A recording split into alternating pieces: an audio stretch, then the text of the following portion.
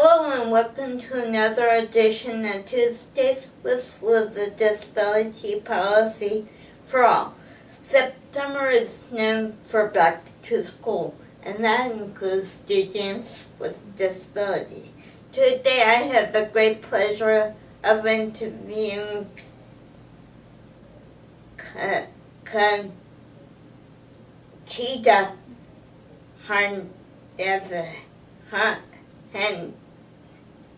Hernandez? Yes, who is the chair of METAS. She will explain what that stands for. Conchita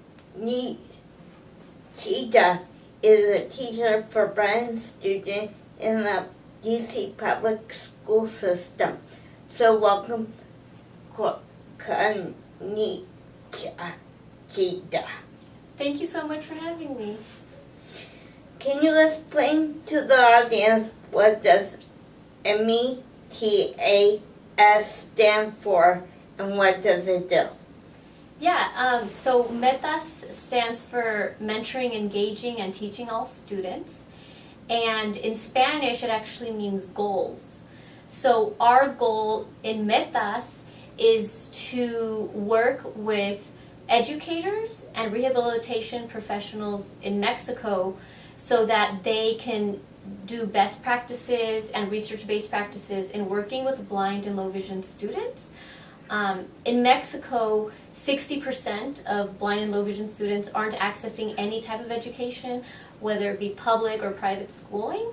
And so we hope to change that gap so that they can be productive members in their society, become employed, and we're doing that through working with the educators and the rehabilitation professionals in Mexico. We're working specifically in a state called Jalisco, and so by doing this we hope to have better outcomes for blind and low vision students. And a way that viewers can kind of help us out with this is we are actually hosting a fundraiser in Washington, D.C. on October 14th, and you can find out more about it on our website, which is www.metas, which is METAS, international, and it's all one word, .org. The next question is, what does blindness skills mean? So in our work with METAS, we work with educators and rehab professionals to teach them blindness skills.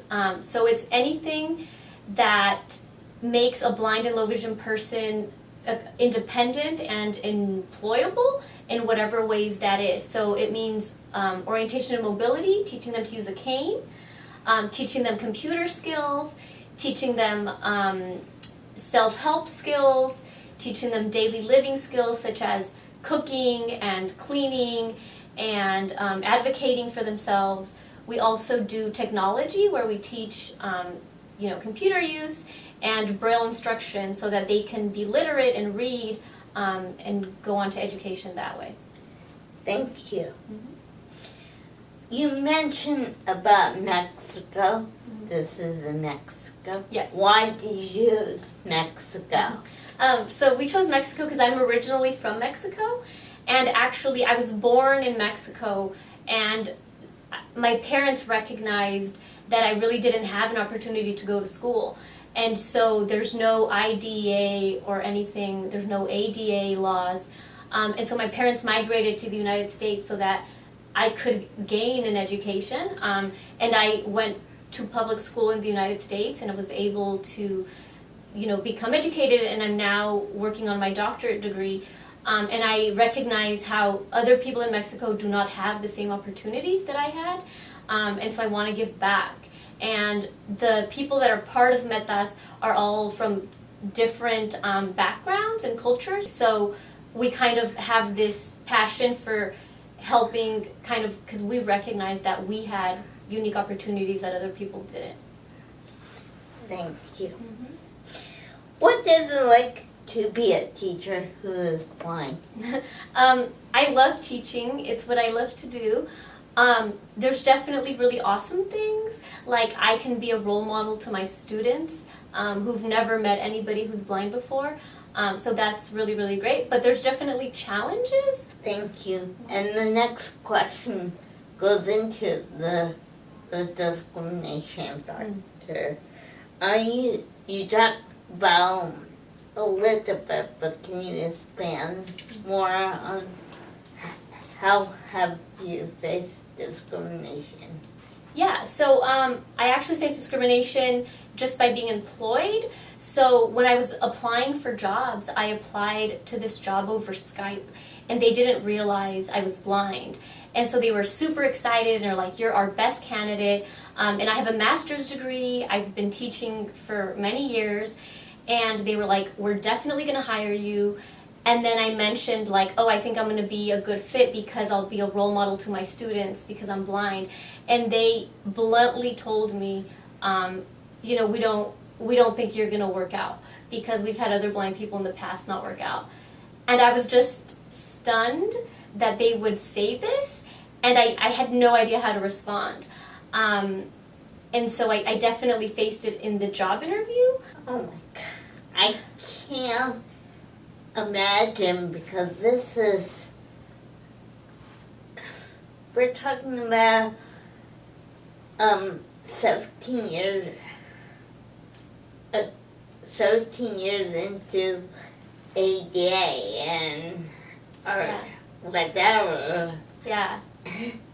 And they're discriminating against you. That's not right. Yeah, and the worst part is when I applied for this job and I didn't get it, and somebody got it who did not have a master's degree, did not have any years of experience teaching, but in their mind they would rather have a sighted person take the job than me who had, experience and education. And so it was very disheartening, to say the least, to experience that. But I think it's also a good experience because I can share that with my students about how there will be obstacles in your path, and we can't just let that happen. We have to stand up for ourselves. Thank you. And if you have any questions about this or any other policy issues, please go to the AUCG webpage and look for this week's In Brief. And if you have any questions or comments about this week's Tuesdays with Liz, please leave them in the space below. Thanks, and have a nice day. Thanks, Thank you so Conchita. much. Bye. Bye.